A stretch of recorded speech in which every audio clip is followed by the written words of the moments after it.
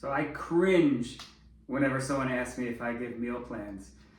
I've identified that it's a trigger for me, so I need to work on that. I gotta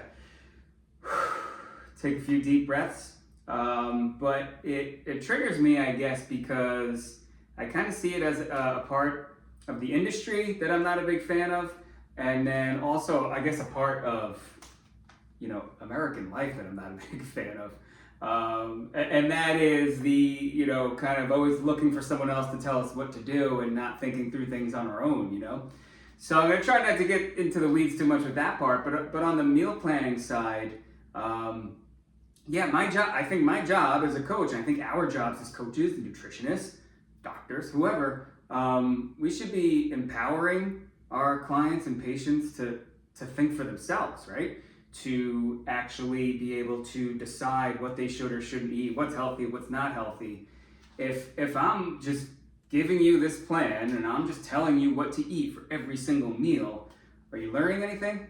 Or are you just learning how to be compliant and follow my rules, right? So I'd rather teach, and I think it's everyone's responsibility in this industry, healthcare and fitness and nutrition, to teach. Instead of teaching compliance to following our rules, it's to teach competence. Like how competent are they to use their own brain and think for themselves, right? Nutritionally, same thing with personal training, right? If I just run you through a workout every time I see you and that's it, see you next time, we'll go through another workout, but I don't teach you anything. I don't teach you how to do these workouts on your own. If I don't teach you how to do this at home and why we're hitting certain muscles and what this is going to help and what's the objective and how we're reaching that objective, once again, then I'm just teaching you to be compliant to my workout.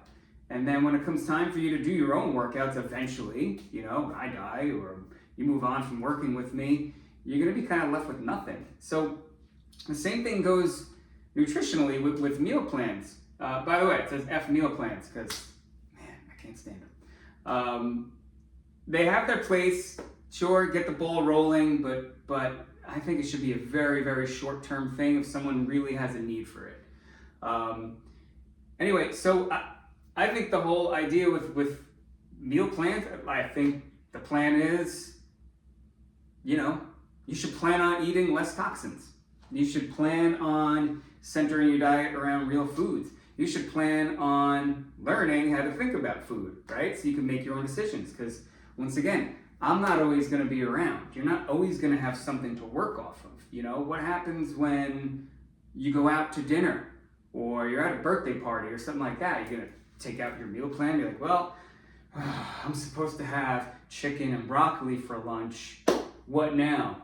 Well, let me just eat everything in sight, right? Like, no, you need to be able to work through that and say like, okay, well, let me just try to identify what's a real food here and avoid toxins to the best of my ability and make the right choices, right? That's actually working through things in your own brain and coming to a good conclusion. But if you don't have those tools, then you're more likely to just say, F it, let me just dive right into this pizza and the donuts and all that stuff. It's very easy to do that when you feel like you don't have the tools, right?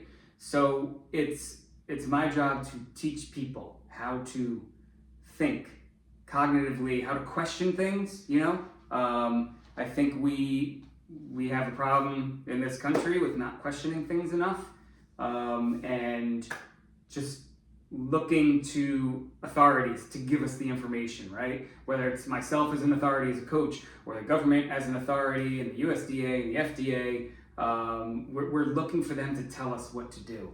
But oftentimes they're not giving the best information, or it's way too generic,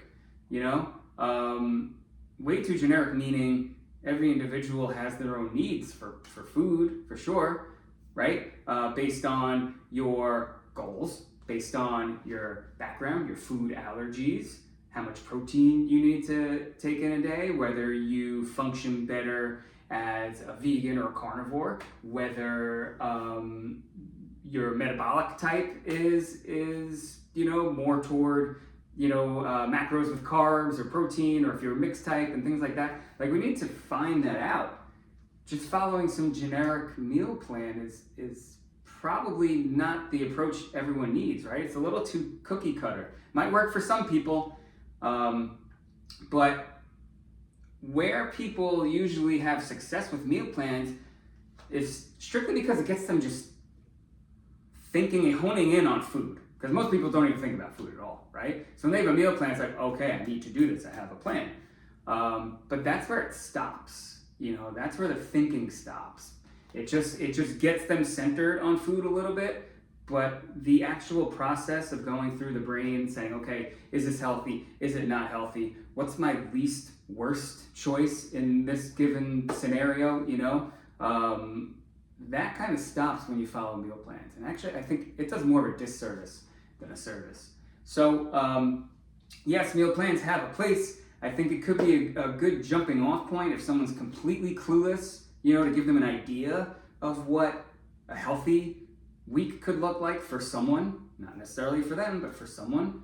But I think we need to do a little better in the industry on coaching people how to think, think for themselves, question authority. I have it tattooed on my leg. It's pretty important to me. It's a Timothy Leary quote, but it's not just about nutrition, it's about life in general.